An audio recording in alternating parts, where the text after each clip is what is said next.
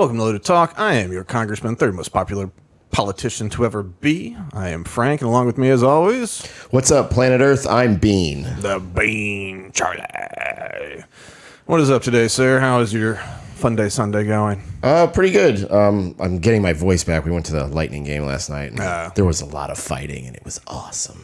Yeah, when we went to that Lightning game however long ago, I did know that I was surprised at how hoarse I got. I was like, I must be a lot louder here. Like, even when leaving, I was just like, It's always a good time. I saw Yaya Diaby was at one of the recent games, our outside linebacker for the Bucks. I had a quick little informal meeting with the guy that runs Rank My Vote Florida today, which I know I've talked a little bit about ranked choice voting here and there, but I think it's like one of the big changes that we can make to the election system that really could make the most positive impact. Because, like, in addition to being like, this is my first choice, but if that person doesn't get enough votes, this would be my second choice. If that person doesn't get enough votes, here's my third choice, you know? And so you get to, like, vote what you want, but if it's a throw away your vote candidate, then, like, it rolls over. But, like, when people aren't afraid that their vote's thrown away and they vote with the person they actually align with the most, you might find out that some of these major candidates aren't what people want. And beyond that, it also keeps people from being as crazy. You know, you have to be more about your ideas, because if you want to be the second choice for people as well. So it's like, I want to be the second choice for Charlie's supporters because I think we're really close on this one. So, you know, I'm not going to call him, you know, the guy that killed Jesus. I might just say, like, I don't like his tax policy. But anyway, there's a push for open primaries as well, and so that's something that we're going to be trying to bring to Florida, and I think that's also helpful.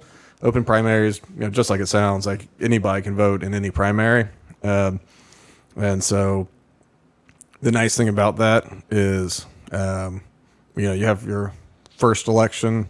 I guess the primary is just all the candidates, basically. Kind of like when the mayoral election is here. You know, you got all these people running, and everybody votes, and top two vote getters. If no one gets over 50%, hey, they're who's competing. And the nice thing about that is, like, in St. Pete, the Democrat's going to win. In Pinellas County, the Republican's going to win. It's just the voter makeup, and you can't overcome the numbers. Like, that's just how it's going to be, period. And so when you have a Democrat primary, and, you know, we have nonpartisan elections, kind of, you know, on paper it says that, but anyway, in partisan elections, if you're in Pinellas County, whoever wins the Republican primary probably is going to win the election, you know? So if you're a Democrat or an independent, even, which independents are about a third of the voting base, and, like, so if you take Democrats plus independents, that's like 67% of the voters. It's like, you get no say. 67%, 2/3, which means, you know, you're ruled by a minority. You know, one third of the people, you know, get to say who's in charge. And you go, well, I mean, not really, because, you know, we had an election afterwards. It's like, right. Anyway, it shakes out like that over and over again, except for, like, anomalies, which is why they make the news when someone overcomes the demographic, you know. But anyway, it's expensive to get that onto an amendment ballot, but the push is here. I might even have some things to push in the future to try and get everybody signed up for a petition. Yeah, I'm definitely going to send you stuff. I want to talk to the guy about making the website a little bit friendlier. Anyway, it was a nice time, nice talk, nice people. Rank My Vote Florida, get involved. It's good people. So that's on the fun side of things. That is how normal people are attempting to improve our system, you know. We have people who are elected into various levels of government. And, you know, the more that you hang out with these people, like people running for office, because the thing is, like, when you're running as a Democrat or a Republican, you see the machine, like, very quickly. if you go to like when Robert Blackman was running for mayor, he was my cousin's buddy, so I went to a couple of his things, tried to be supportive, and so he's a Republican, and so you start seeing like, oh, the same people are at a number of these things, and you find out, oh, you're the mayor of whoever the hell, you're this person, or you worked on this campaign, and like all these people are kind of in the same system. There's this one guy that I met at Ferg's who I just thought was an old friend of his that seemed cool and everything. Well, now he's running for city council, not for this district, but maybe another Southside district or another, I forget which district it is. He's a cool guy. I'm gonna probably vote for him. I don't know, like better than somebody I've never met that I don't have a read on. But you start to see like, oh, there's this whole like network. It's this whole network that kind of moves together as one. And like, so, when you have people in the federal government, state government people is just like the minor leagues. Like this is all sports, like, president is obviously the prize, but like senator, congressman, that's the MLB. And then you got the state bodies, and that's, the AAA. And then you got city, and that's AA. And so, you build your farm system. Dang, that sneeze. I thought you were going to explode. Sorry. It's all right. I thought it was going to come out of your ears. Smoke from a cartoon. But no, like, you start to realize, like, it's not even, like, theoretically, there's some people that want to help and do good things, but a lot of it's just floating the team, And so, like, you build your bench, you get them into school boards and city councils, and then county. And then from city, you go to county commission type things. From county, you go to state rep. From state rep, you go to, federal rep. From federal rep, you try to get to Senate. From Senate, you try to run for president. And another route is from state rep or state Senate, you go to governor, and then from governor to president. Because that's just, it's a career, it's not helping people. It's a career. But it's a good way to educate people on like who are just like, oh, I'm going to just vote for this person, Yeah. I mean, it's no idea. No, and it's just, you hope that some of them believe something. I don't think most of them do. I think most of them believe I want to be, whatever, senator. I want to be, a DC politician. And maybe they want to do it to then hop over to Fox or CNN. But, it's about a self-serving career that they hope to use. Like a club. Like get in the club. Oh, it's definitely a club. And it's just like whether you get, it's like, it's which table you get to sit at the club or whatever. Whether you're in that green jacket or not. But anyway, so like those people are playing their own game. I think it's safe to say. Most of us are playing the game of we want to live our lives without people bugging us. We want to be able to, as long as we're not harming anybody, just go about our life day to day, provide for our family, retire comfortably. I think that's the game most of us are playing. And we we think that the elected people are just there because they're going to pass some laws and, this one's bad, but this one's good, and they'll debate it and everything. But no, their organization's not America. Their organization is federal government. Even if they're in the minor leagues, they're working to become part of that organization, And so they want the most power and money available to the federal government as possible.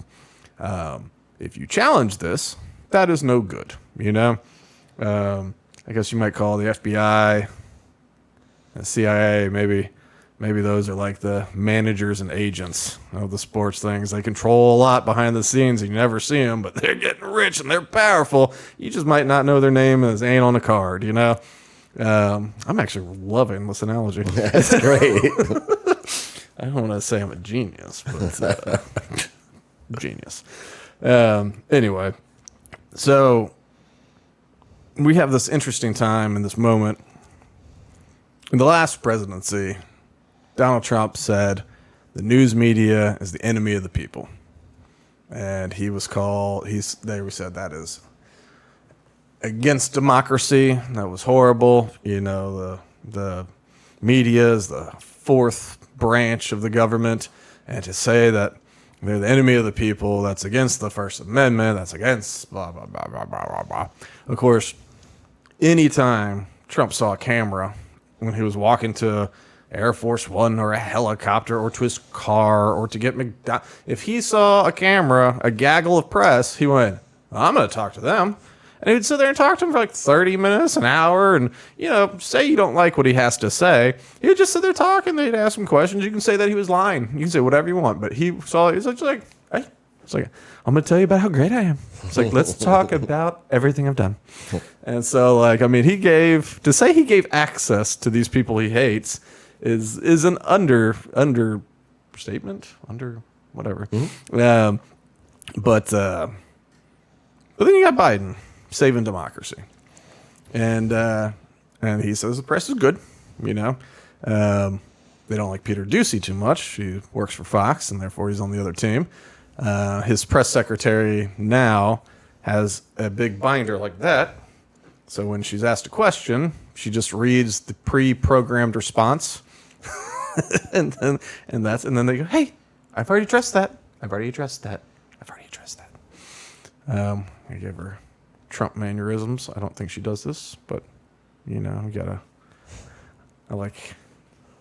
touch your fingers when you Trump. I mean, why not turn that position into a computer if we're going with a reference binder of response? You know? I mean, you're not wrong. You know, it's just like ask the kiosk. Right. So, how come he said this? He did not. Yes, he did. No, he didn't. All right, thanks, kiosk. It makes you, I mean, Jen Psaki, our circle back girl, you know, I'll have to circle back to that. I'll have to circle back to that. But, you know, she did, outside of circling back, she did answer a lot, and she didn't use a binder like old KJP. Like, I don't know. I don't think she's cut out for this job.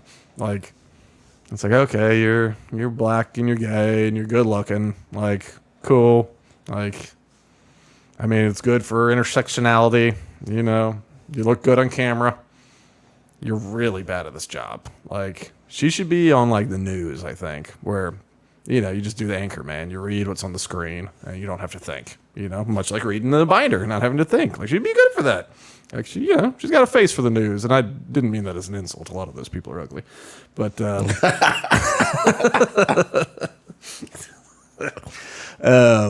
anyway, all that to say, now the savior of democracy, Joe Biden and his administration over the last week, or actually maybe last month.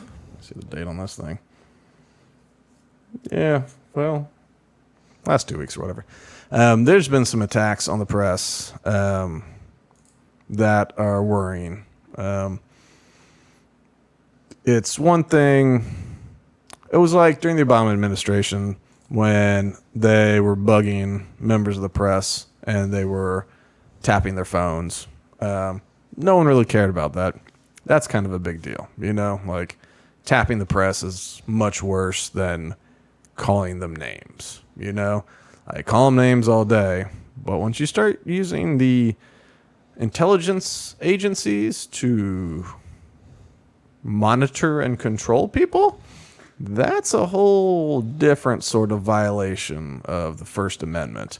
Taxpayer funded, too. Taxpayer funded, yeah, of course, because it can't be a violation unless it's the government doing it. But they already have Operation Mockingbird, where, like, it's okay. The CIA is allowed to provide just BS propaganda to the news in order to manipulate public opinion. Like, it's allowed. You go, oh, okay. You go, well, that's probably enough for them. They can just manipulate what we know, what we believe, through feeding us propaganda. And they go, that's not enough. That's not enough. So there's 3 people that we're going to talk about today that have been attacked by the federal government.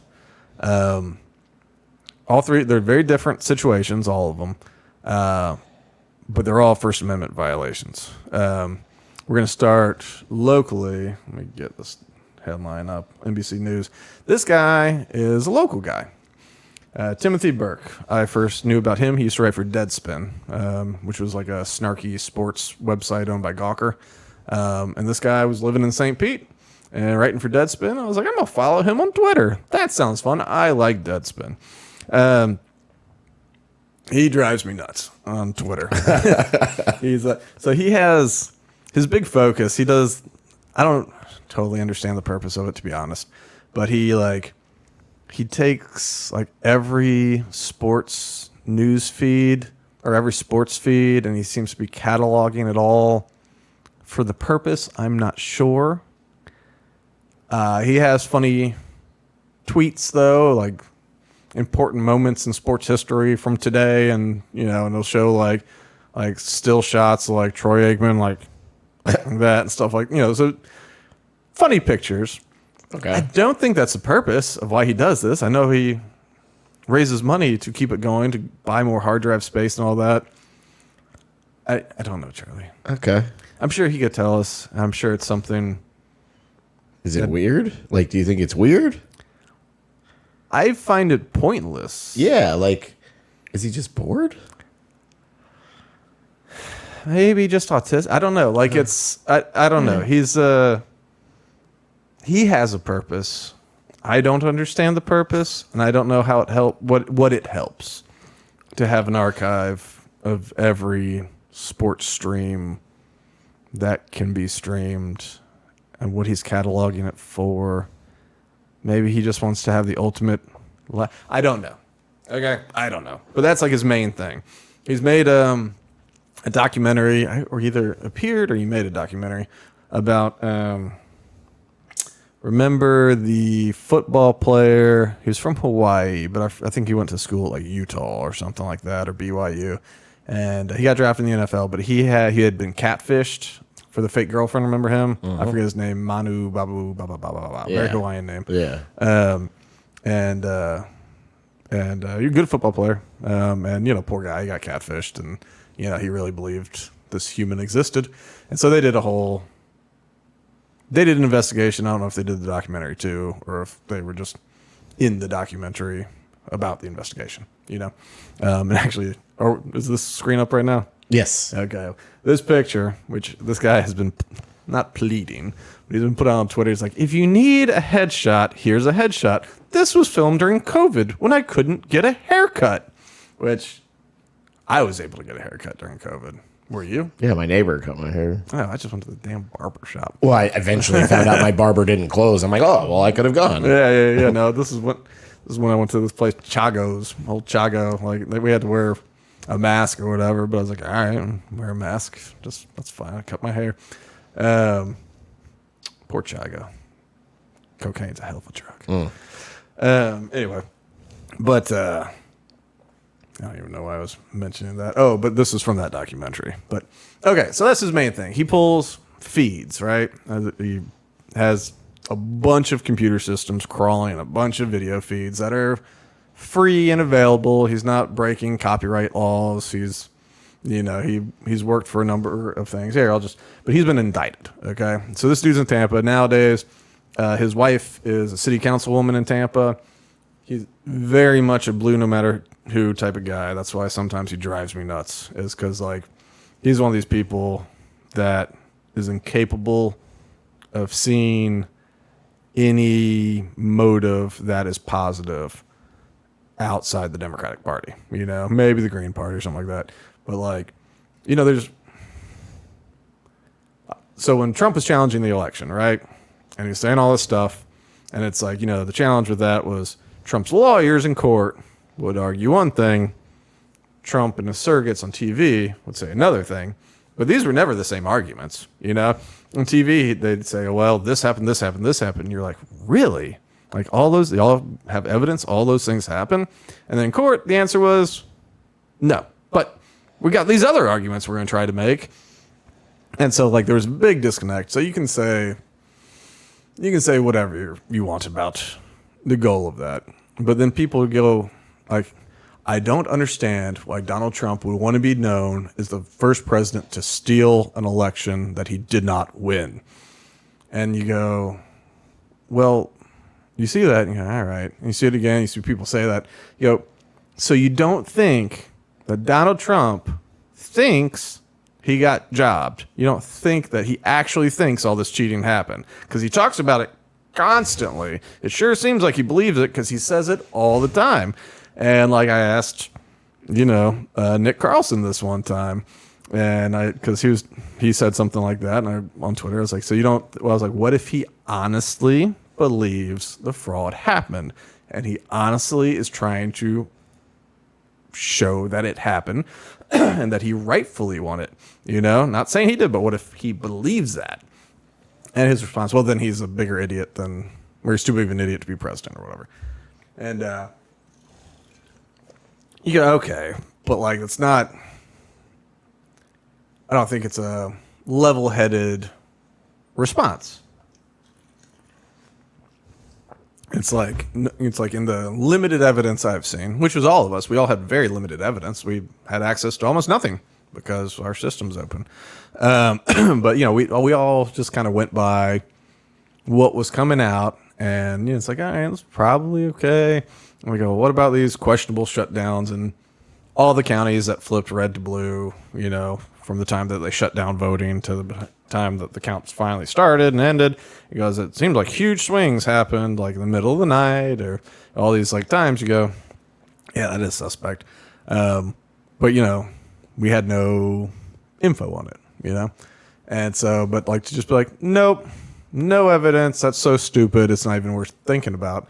He goes, you just think, well, I mean, maybe it's worth thinking about a little bit. Like, just did it happen? And no one provided evidence that it did happen, so probably didn't happen. But so it's that kind of thing where it's just, it's blinders. Blue is right. Anything that's not blue, you don't even think about, and the only motivations between something coming from not blue has to be bad intentions. Of course, in reality, they all have bad intentions. The Democrats are horrible people. The Republicans are horrible. Like there's, back to the farm system kind of analogy. I think probably in the double A's, good people. Probably in triple A's, there's a mix of good and bad people. Once you get to the majors, though, I think, we're at 90+% of just trash that's just in it for themselves. Okay, so I say all that to say this is someone, when I first read what was happening with him, I kind of had a little schadenfreude. I was just like, take that, you son of a bitch. Like, I don't know. He drives me so crazy. I was just like, oh, good. But the problem is he's being persecuted for nonsense. So let's read it a little bit. All right. Federal prosecutors charged journalist, and this is NBC News for those listening. Federal prosecutors charged journalist and media consultant Timothy Burke with 14 federal crimes, including conspiracy, in an indictment that was unsealed Thursday. Burke, 45, was arrested Thursday morning. Tampa Bay Times reported. Let's see. The indictment accuses Burke and an unnamed co-conspirator of carrying out a plan which began in February 2022, continued till May 2023, to illegally obtain, then distribute electronic items found on protected computers and servers, including materials from a multinational media company headquartered in New York City, New York. Burke played multiple roles in this conspiracy, including utilizing compromised credentials to gain unauthorized access to protected computers, scouring those protected computers for electronic items and information, obtaining and stealing electronic items and information deemed desirable, organizing and exploiting some of those electronic items and information, and intercepting and disclosing the contents of wire, oral, and electronic video communications. They discussed it on Twitter and Google and allegedly obtained compromised credentials. The pair covered their tracks, messing with the downloaded content to make it appear as though it did not originate, blah, blah, blah. So what are they talking about? What they're talking about is around the time Tucker Carlson got fired.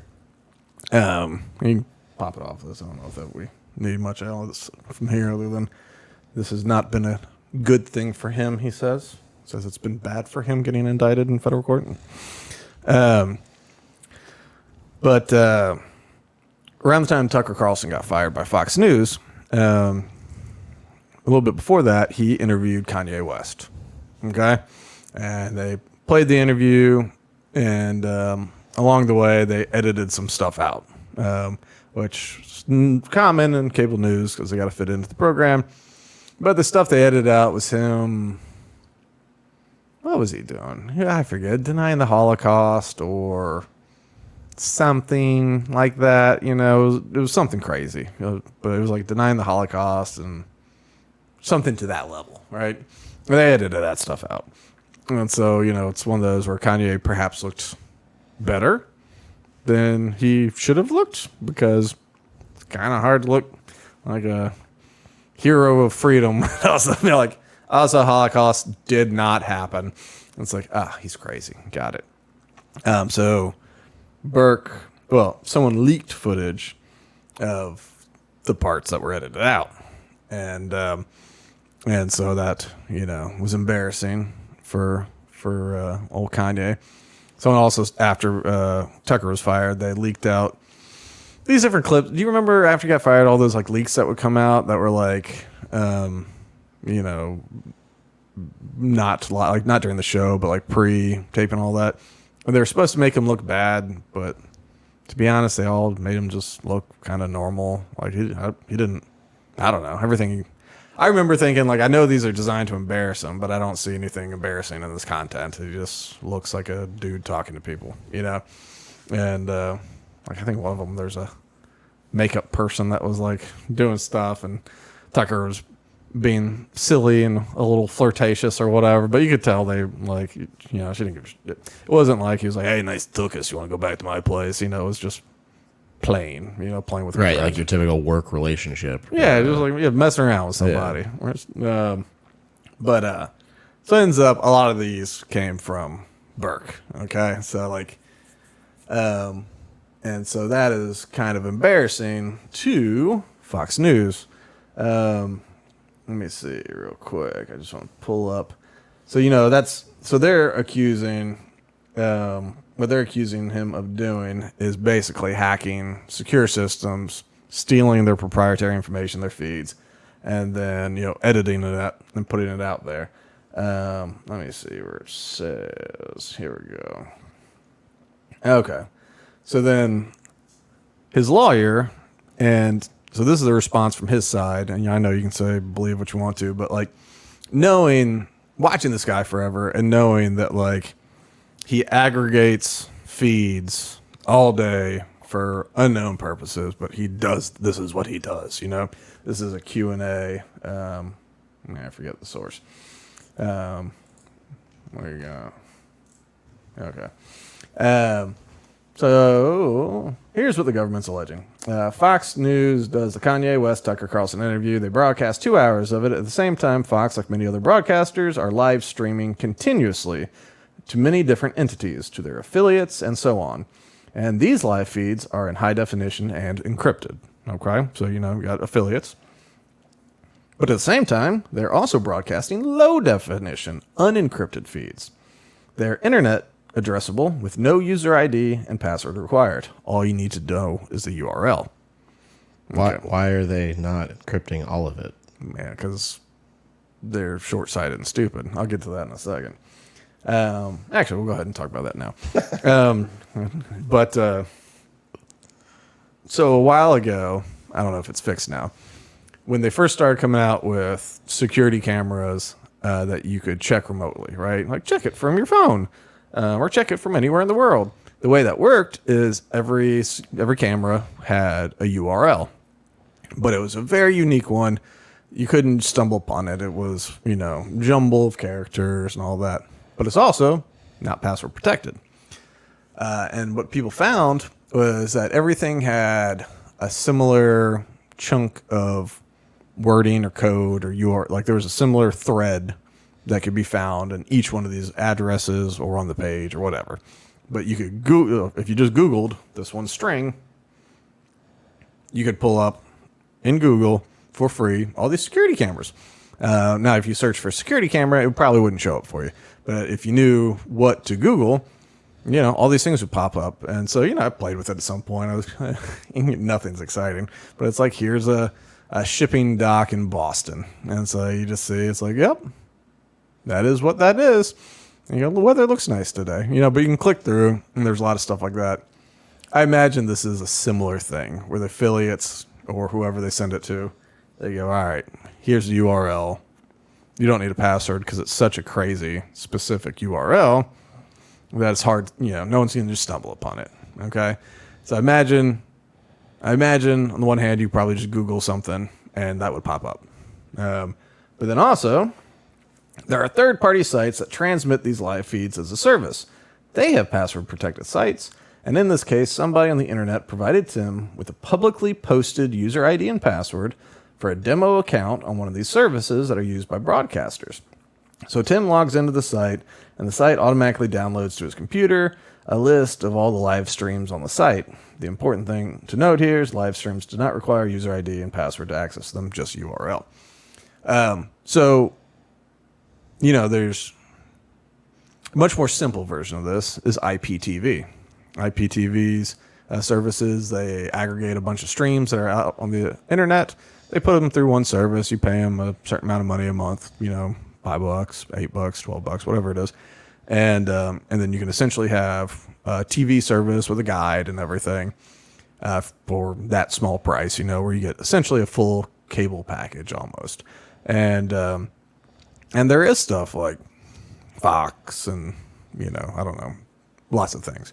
You can get every single local affiliate, for example. You can get a local Fox, NBC, CBS for New York, for Phoenix, for Tampa, whatever. You can get them all. And they're free they've been provided for free over the internet, allowing the IPTV service provider to offer it through their servers for very cheap. Sounds like local broadcast people have a similar service, and you pay for a subscription, and they have a free trial if you want to give it a test, and that those credentials are fairly public. This is also not uncommon to have, where people, try it. Here's the trial things. They're trying to say, well, he wasn't authorized to use those free trial credentials. And so, he's a hacker and he conspired to hack because someone else was like, oh, here are these credentials to get into this service. And so essentially, that's what he did. He typed in a URL. He aggregated the data as he does an insane amount of the time that he spends. But he embarrassed Fox News, a major player in politics, the Murdochs. And although old Rupee Poopy Murdoch was very much the conservative firebrand that we all know and quite aware of, his children, they're not so much. I think they lean a little left. They definitely don't lean MAGA or like constitutional conservative. They might be moderate, centrist, or New York moderate, which is kind of Democrat. They like the country clubs. They like the parties. They want to be on the guest list and with the celebrities, and they want to be the cool kids. They don't want to be the grumpy man alone at the top of the castle saying, I'll take you all on. They were raised by that guy. They don't want to be that guy. And so either way, they're embarrassed, and now the Department of Justice is going after this guy essentially for embarrassing him.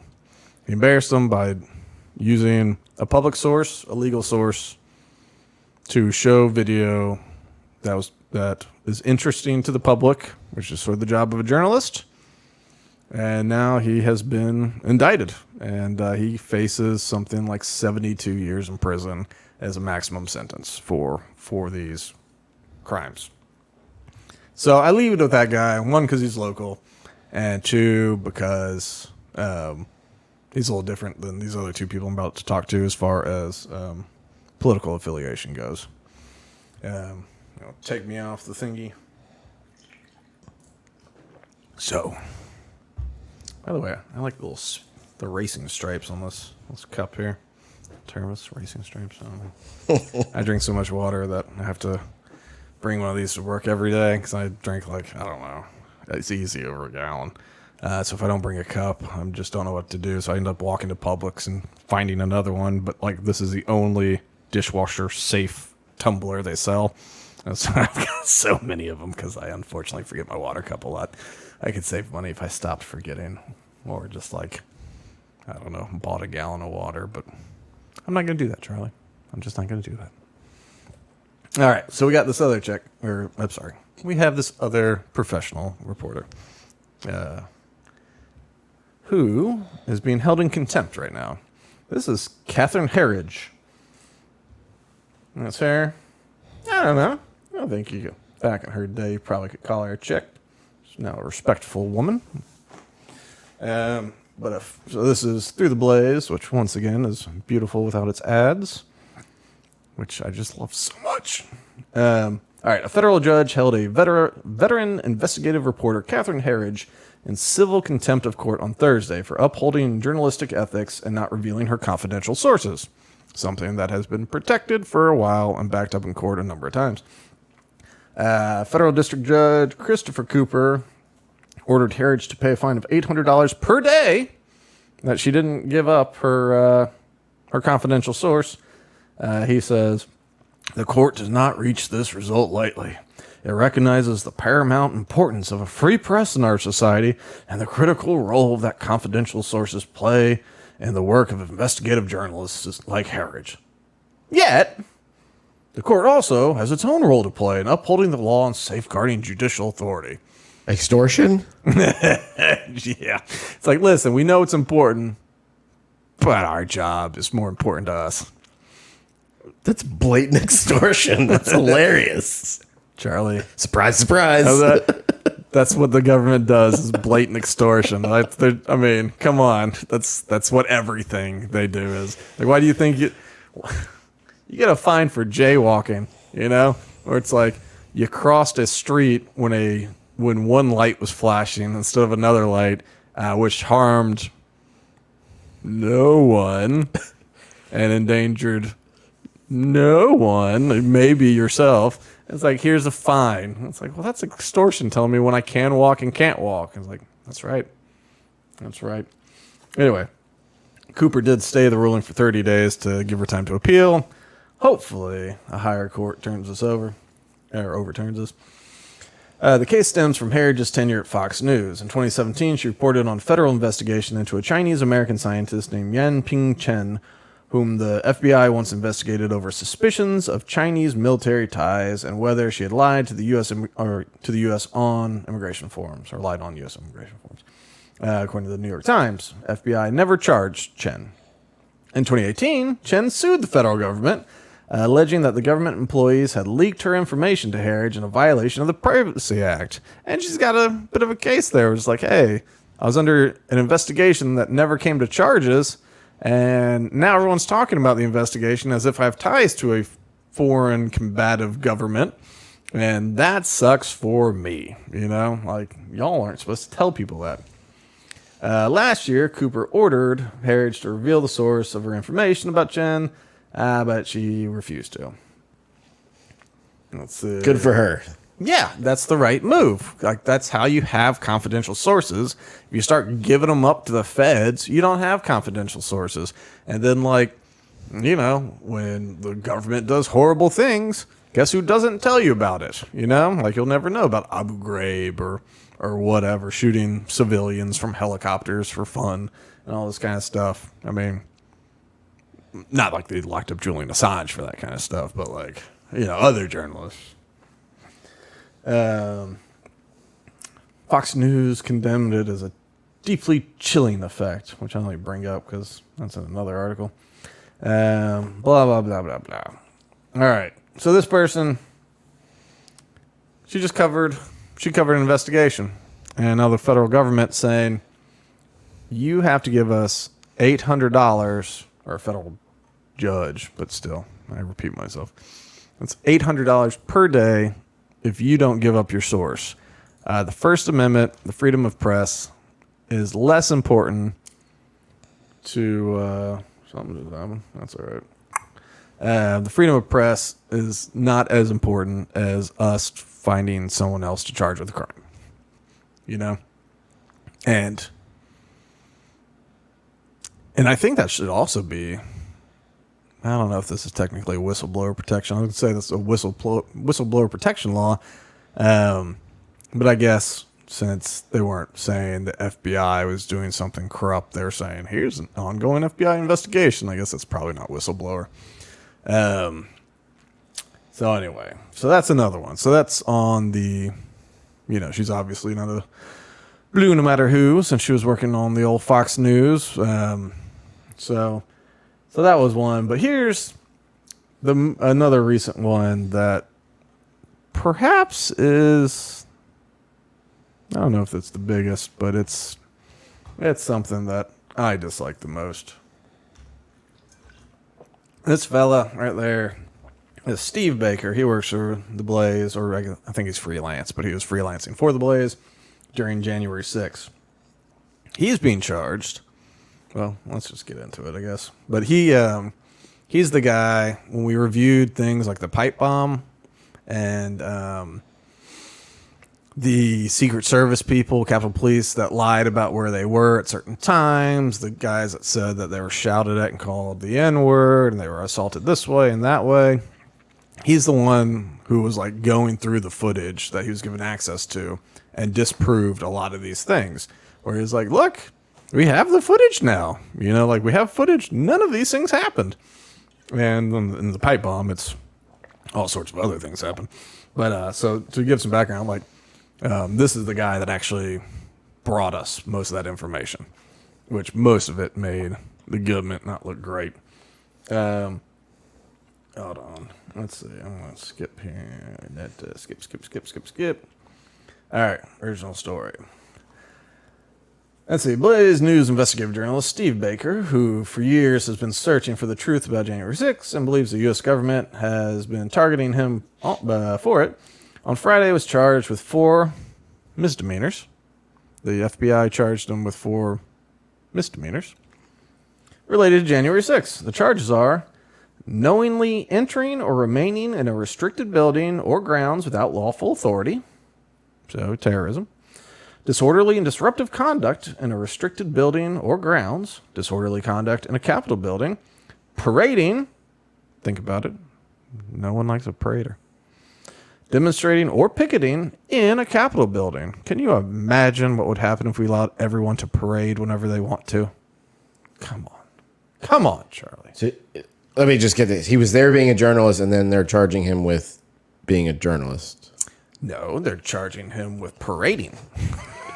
As a journalist. Well, we'll get to that next. But yeah, and that's the thing is, it's not unusual for journalists to be allowed into restricted areas to cover the news. I guess at that point you have lawful authority, but when a bunch of people have stormed into the Capitol and you think that's worth covering, sometimes you follow them in. And the New York Times did. I think the New York Times went through the broken window where Ashley Babbitt got shot. I mean, I swear, what was somebody, some members of the press did, Ashley Babbitt goes, and then people climb in, but one of them's a journalist that was like, I'm going to climb in with these fools and cover what's going on. That person's not charged. Interesting. Baker learned of the charges for the first time Friday, and earlier this week told Blaze News that the powers that be wouldn't tell his attorney about the charges because they believed Baker would post it on social media. Yeah, his attorney says it's very unusual. Let's see. Yeah, his attorney said that he's disturbed about what's happening with his client, especially given that Baker has been in full compliance all this time. He also said the federal government 3+ years later, going after people who were legitimate functioning journalists that day appears designed to have an absolute chilling effect. I think this is just like lawyer language, chilling effect.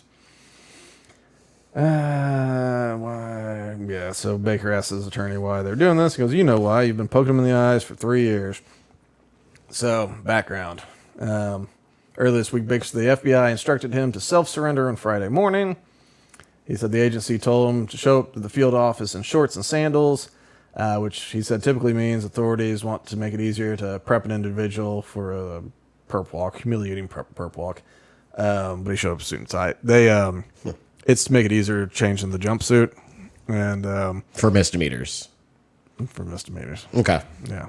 And so there's another journalist who did get perp walk in a jumpsuit, in leg shackles, to plead not guilty for his misdemeanors. Yeah. Great job, FBI. Yep. Just really great job. I mean, that's what we want them to do. Get those misdemeanors. That could be like, I mean, we could be talking $1,500 in fines here. Can't let this gray-haired old white dude just run loose. I like this guy. Yeah, he's a runner. He's definitely a runner, guys. God knows what that guy might do. Yeah. All right, let's see. I don't care. Yeah, so he announced in December that the FBI said the DOJ would be charging him for his January 6th reporting. 2 days later, he noted the FBI said the self-surrender would be postponed until after Christmas. So originally it was like December, and they go, hey,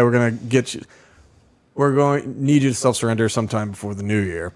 And he's like, well, this is December 6th, or whatever it was. This is December, so, that's not great. And they go, we'll do it after Christmas. So it's like, you're kind of a human, I guess. Let's see. Steve's actions on January 6th have been known by the DOJ for 3 years, his attorney said, but it is only now, after Steve broken 2 major stories, greatly embarrassing to the DOJ, that he is possibly being targeted for arrest and possibly felony prosecution. I guess when you add up multiple misdemeanors, sometimes they call it a felony, Any action taken to put him in handcuffs, hold him in custody, and have him transported by dead pop. Okay. Let's see. This is, I'm going to just play this video after he got out of jail. I wanted to a little chitty chat with his lawyers present. My favorite thing about this video is watching the lawyers, and they seem calm enough, but like when your client is talking for almost 2 minutes during like a federal investigation, like you just have to be kind of terrified as an attorney. And I think especially the guy without the hat. He kind of gives off those vibes. Here we go. Here we go. Get some audio. Maybe. I don't know. What are we getting the spinning wheel of death for? Get it together. Come on, man. What happened? What'd you do, Charlie? I didn't do anything. Kill our internet connection? What'd you do? Let's watch on X, see if that helps. Yep. Probably don't have a lot to say right now. I need to process. That's much for a better. little while. I'm actually still shaking a little bit. I don't like what I just went through. Bloodthirsty killer. Humiliation that they put me through. There was no reason to do that. There was no reason to march me into a courtroom in leg chains today. He's a runner. There was somebody there answering for a felony, and they weren't in chains. Wow. My charges are misdemeanors.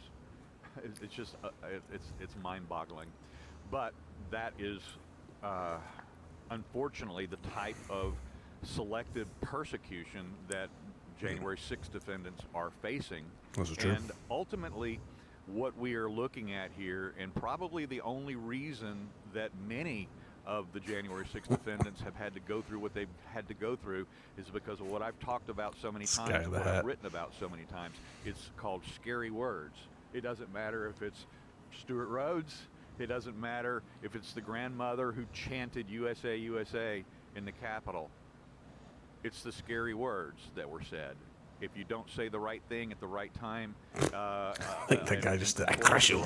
Is he like a handler? What they're going to do is they're going to come after us, and that's exactly what's happened. It's not. These charges have nothing to do with my behavior at the Capitol. These charges are reflective of what I said before and after my speech, what I thought about things, what I joked about. That's what this is reflective of. And so that's what we're up against right now. We're not quite Canada yet. You know, we don't have Pierre Trudeau wanting to put people in prison for life. So that attorney is just like, okay, we got to wrap this up. This is the beginnings if we don't stand up against it. All right. So first of all, I'm glad Dudley Do Right found a job in the legal world after retiring as a Royal Mountie. Let's get that. Let's yeah, we pull it off the thing. Yeah. Yeah, the guy in the hat was killing me at some point, especially when he was like, "I crush you, I crush you." Yeah, I was wondering what he was doing there. I think maybe he's telling a legal aid to take a picture or something like that. That's the only thing I think. But like, I mean, the confidence that man has for this hat, like that is a confidence that I lack. With the red tie too. Like, Yeah. that was quite the combo. Yeah, I'd go with the bolo tie personally. You know, you got to wear that hat, bolo tie it. I've got some cool hats. I feel like I'll look too much like that guy if I wear them. But yeah. So this guy, he's broken some cool stories about it. The funny thing here, actually, after this, we have the oversight committee. It says today, 5,000 more hours of January 6th CCTV footage will be available on Rumble. This decision will significantly expedite CCTV footage releases, all of which will be made available to the American public within the next few months without blurring or editing. And before that, it was responding. It was a quote tweet to Speaker Mike Johnson. House GOP and I applaud subcommittee. Louder Milk. Louder Milk's a guy. He's from Georgia. He's been taking the lead on some of this footage release stuff. For their ongoing work to deliver all the January 6th tapes to American people. Let's see if there's anything else today. 5,000 more of it. Okay, whatever. He's just talking about the footage being available too. But they kind of, so they were like, all right, well, because they've been getting a lot of the footage together and providing it to Baker. And that's how he's been getting these scoops, is he would sit down, he'd catalog and watch all this stuff and write a story after that, you know. And so, but they released some, or they found like the footage where he's inside the building and, you know, the charge, what was the charge they said? Hold on, they said disorderly, disruptive, disorderly conduct. So 2 of these charges are about disorderly conduct. And there's footage that is now being released on Rumble where he's walking around looking like a journalist. So disorderly. Yeah, no. I mean, we heard that guy talk. How rowdy do you think this guy gets on anything? Only when he gets his jazz music playing does he get rowdy. Well, listen, sometimes that foot gets stomping and the fingers get clicking, Charlie. Yeah, I think a nice smooth jazz probably gets him pretty amped up, and he has to take a little chamomile tea to wind down after that. But anyway, so there's footage showing that didn't happen. So then you're down to like 2 misdemeanor charges of like he walked into a building without authority and he paraded while there. So I still don't get it because I thought I walked into the Capitol without someone giving me authority when I went on a tour. Yeah, the tour guide was, the tour was authorized. You were part of, I think if you walked into a different part of the building outside the tour, maybe they'd hit you with it. But, you know, and all that, we can have our philosophical debates about whether that should even be a thing to begin with, since it's the people's house. We are the people.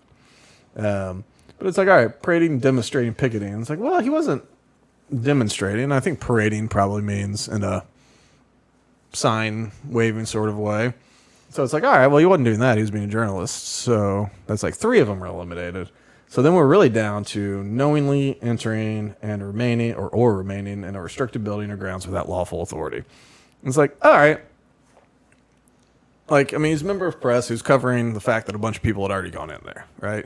But say that's no excuse, you know, just because Just because people, broke into a Macy's to loot it doesn't mean that you can walk into it to take pictures of them. Like, if that's the position you want to take, okay. I mean, I disagree with that. Yeah, it's still a reach. Yeah, it's reach. And I think, freedom of the press is that's kind of part of the job, is to cover that sort of thing.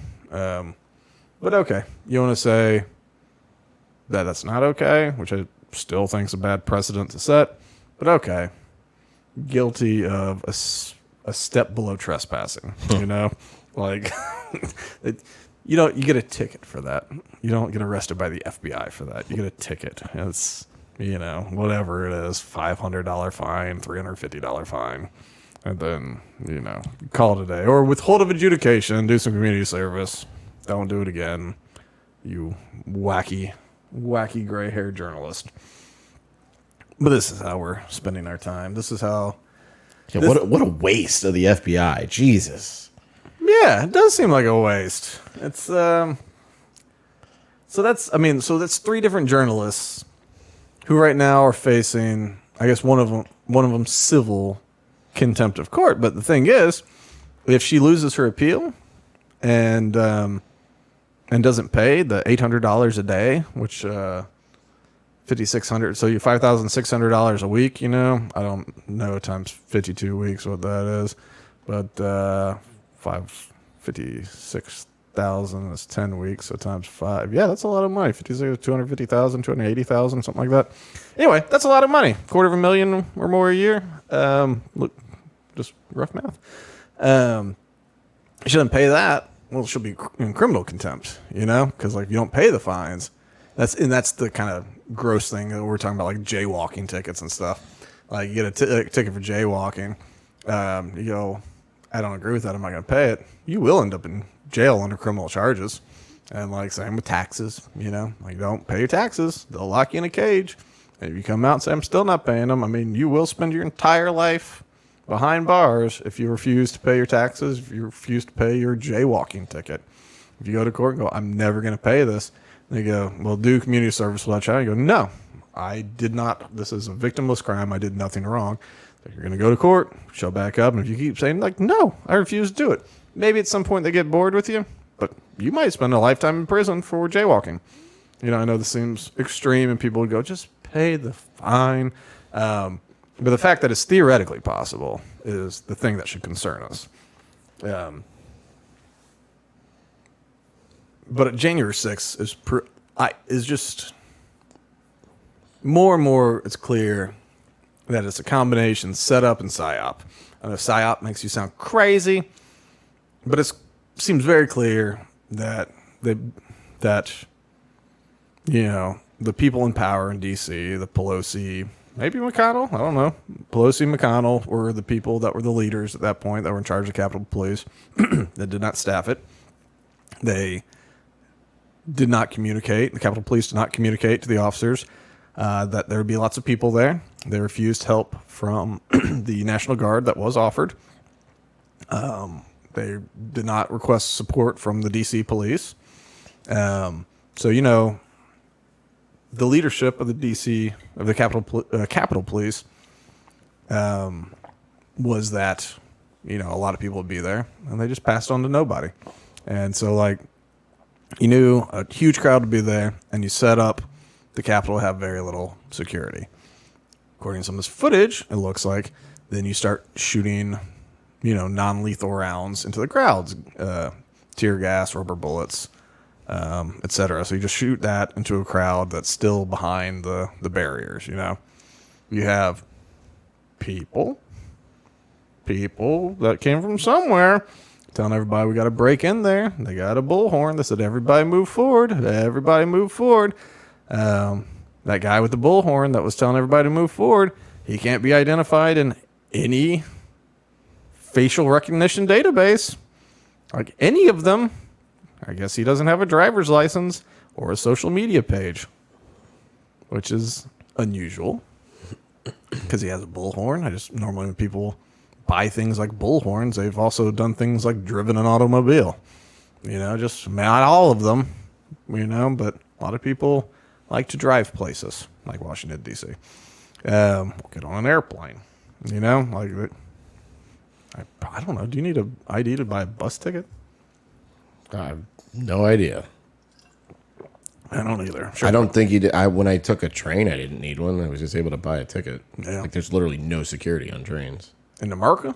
Oh, yeah. You took a train in America? Yeah, I took it from Tampa to Orlando one time. Yeah, did you? How Yep. was that? It was okay. I mean, it took a little while because there's one stop in Lakeland. But overall, great experience. Quiet. Huh. How much did it cost? I think it was like, at the time, maybe like $50. Well, that's kind of worth it. I don't know. It was great. Yeah, I'd pay $50 to not. Oh, do I remember that? Did we have, anyway? But yeah, like $50 is worth. This was avoiding like that 10 trip. years ago, I think, when I did it. Yeah, was it not when we were living out there? No. Oh, okay. This was after that. Well, anyway, yeah, $50 doesn't sound bad. I'd avoid the traffic for $50. Drink along the way, have a good old time. Anyway, all that to be said. Yeah, so you probably don't need an ID for a bus, but there's all these non-federal plants in there saying like break in, move forward, break in, move forward. All of the Capitol Police seem to be lying about all the things, and there's weird pipe bomb deal.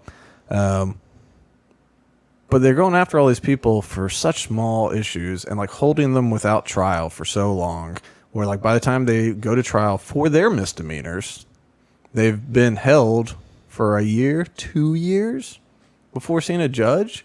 And it's like 2 years without seeing a judge, denied bail for misdemeanors because you might be a threat, but you can get bail for murder charges. Yeah. I guess just touch on one thing before we go from the Daily Mail here. Just on this topic. The former January 6th Select Committee deleted more than 100 encrypted files from its probe in the days before Republicans took over the House majority. So, a bombshell new report alleges that days before the GOP took over the House majority in 2022, over 100 encrypted files relating to the January 6th Capitol riot probe were mysteriously deleted, just accidentally. In a new interview with Fox News, the chairman of the Oversight Committee, Loudermilk of Georgia, described the revelation as bringing the investigation to a new phase.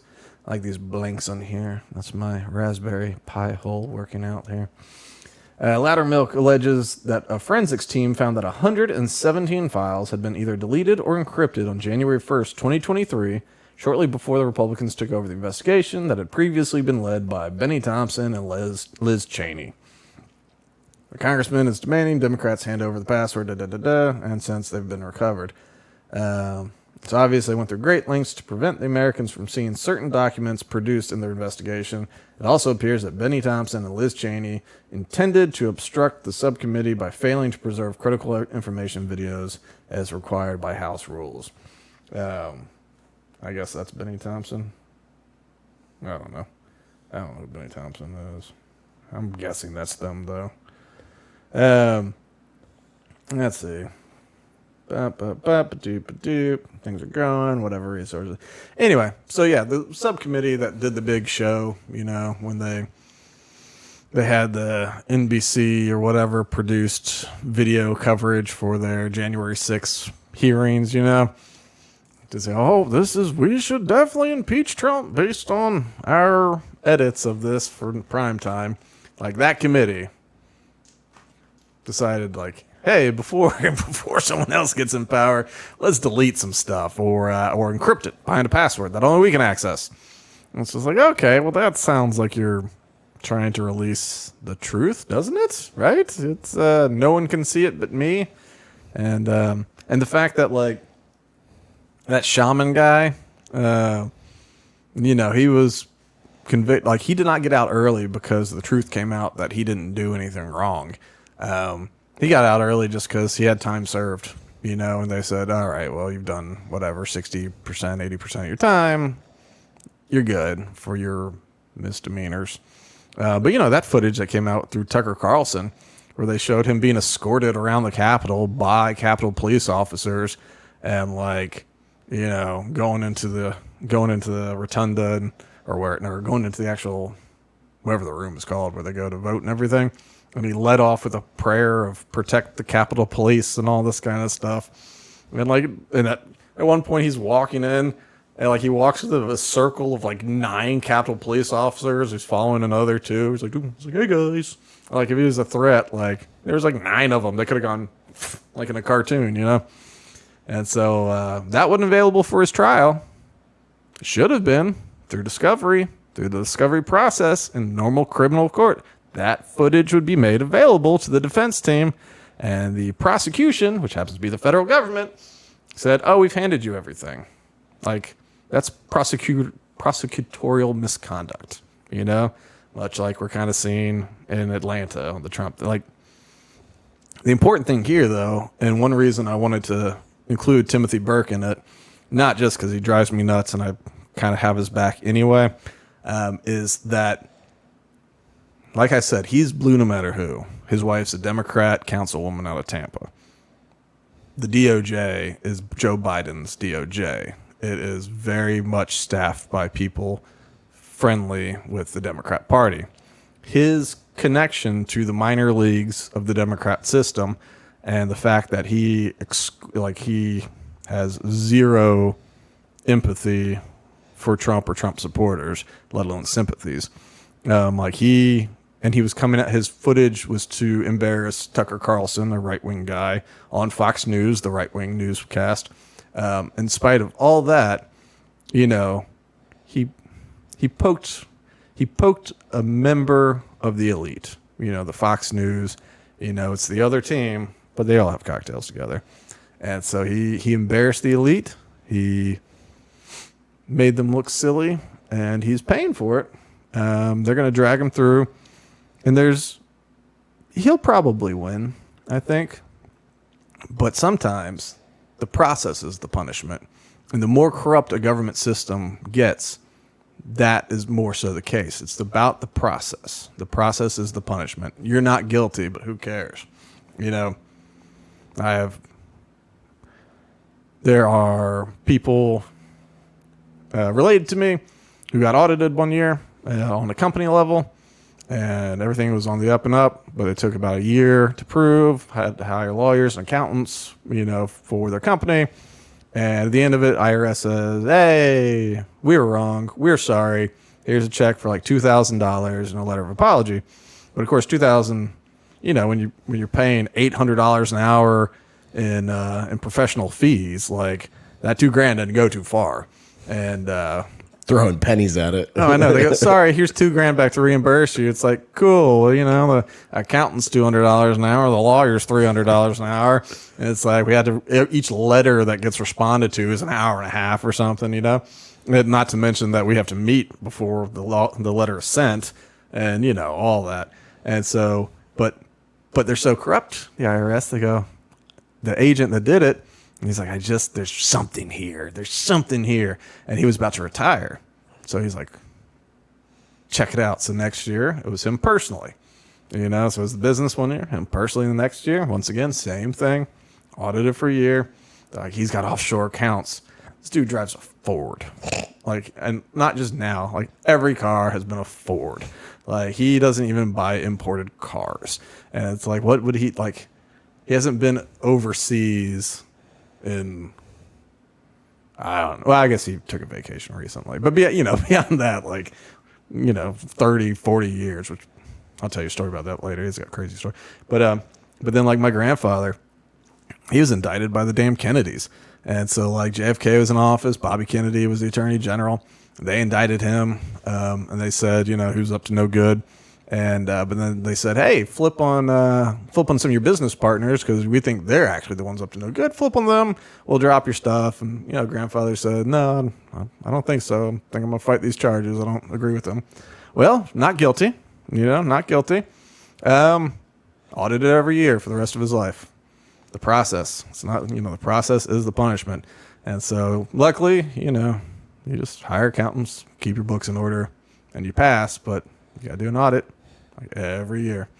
And that's the thing. I think a lot of this is about intimidation. It's about, a lot of stuff they've gone after Trump about is because they hate Trump, And Trump theoretically here and there has broken rules like the classified document storage, which Biden also had, but they said they can't prosecute him because his memory's so bad that he can't remember when his son died. He can't remember anything. He's a kindly old man with a bad memory that's not up to being prosecuted. But he can be president. Right. That's okay. Yeah. But you look at it as a guy that goes, I might want to do something. I'm not a politician. And I want to kind of stick it to the system.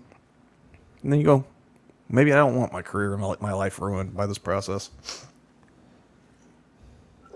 Say something, Charlie. Say something.